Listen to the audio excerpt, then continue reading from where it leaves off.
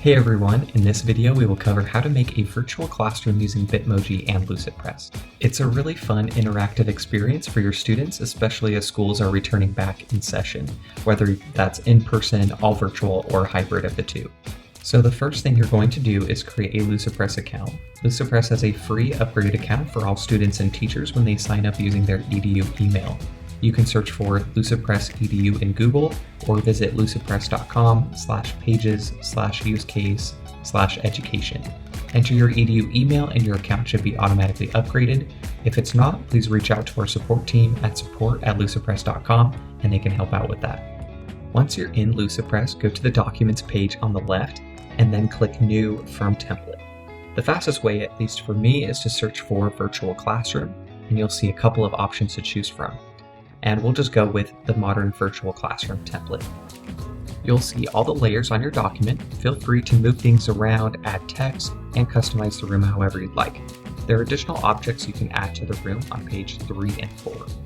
The second page has some good tips for adding your Bitmoji. The best way is to add the Bitmoji Chrome extension and then you can drag and drop your character to the page. If you search for school, there are a lot of great options. If you want to really customize it, you can add your own images in these picture frames, maybe find an image of a laptop to go on your desk, add a pencil cup, whatever. My favorite website for finding PNGs, which are images with transparent background, like there's no white behind the image, is called pixabay.com. It's fantastic. You can also make your classroom interactive by adding hyperlinks.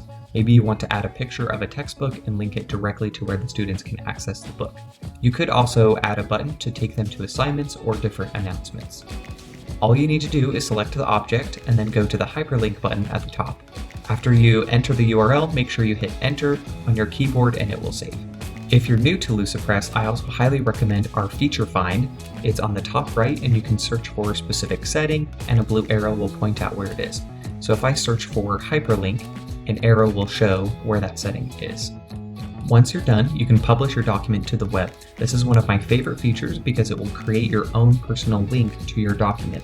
Even if a student or a parent doesn't have a Lucidpress account, they can still go to your virtual classroom. You can send out this link for students or parents and all your hyperlinks are now active.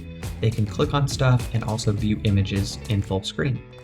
And let's say you update your classroom for the next week, you can republish the same document and the changes will automatically push to the same link. That way your students can bookmark this page and it will update as soon as you republish the page. And that's how you make your virtual classroom in Lucidpress. Visit our Help Center if you have any other additional questions.